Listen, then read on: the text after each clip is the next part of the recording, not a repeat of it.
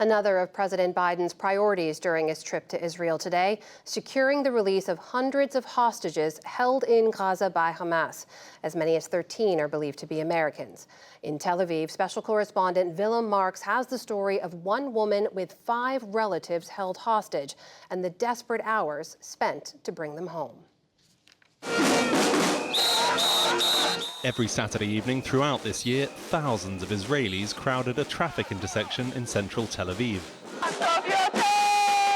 to protest Prime Minister Benjamin Netanyahu and his coalition government's attempts to overhaul the country's judicial system. After Hamas gunmen killed hundreds during attacks on Saturday, October 7th, there was no protest, only shock and anger.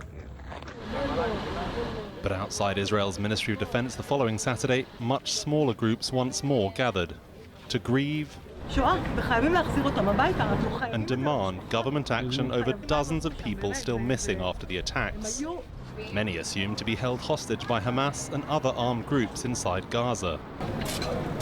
Among the faces on this wall of pain, 12-year-old Erez, accompanied by armed men in this video shared on social media the previous Saturday. American citizens who are being held hostage. His cousin, Abby Owen, says she's almost been working too hard to stop and worry, let alone sleep. I've showered today. That's good. Spending all her time talking to governments and groups she hopes can help her. For at the end of Hamas's attack on a kibbutz near Gaza called Nir Oz, 5 of Abby's family members were missing. There were 400 people that lived on the kibbutz, and there are 160 people that survived, and they are not among them. A grandmother named Carmela turned 80 this week, her middle-aged son-in-law Ofer, and 3 of her grandchildren, Sahar, 16, Noya, age 13, and the youngest, Erez, all vanished. The messages that we received were messages to say goodbye, that they didn't believe that they would survive what was happening.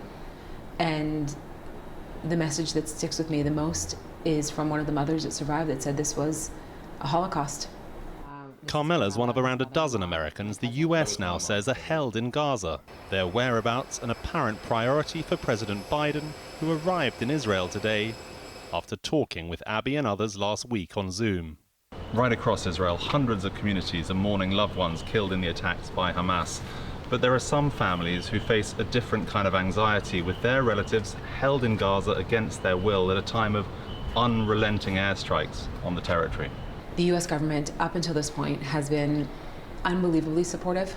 They are working in deep partnership with the Israeli government, and they are extremely communicative to us in the sense that we speak every day to the State Department, to the FBI, and we had the chance to meet yesterday with Secretary of State Blinken. As part of her campaigning, Abby's already met with Senate Majority Leader Chuck Schumer, as well as Blinken, during their visits to Israel. Thank you so much for being here and speaking to me.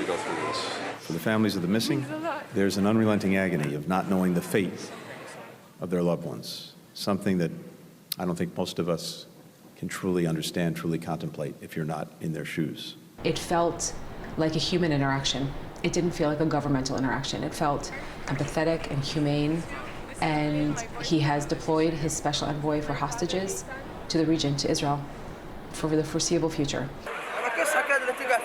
The bombing in Gaza's already killed thousands of Palestinians. If Abby's loved ones are there, she knows it threatens their lives too. We want civilians out of this. We understand on behalf of the Israeli government there will be a military response, but we want there to be a diplomatic resolution to the hostage crisis before a ground incursion or continued bombing. Is that something you think could happen?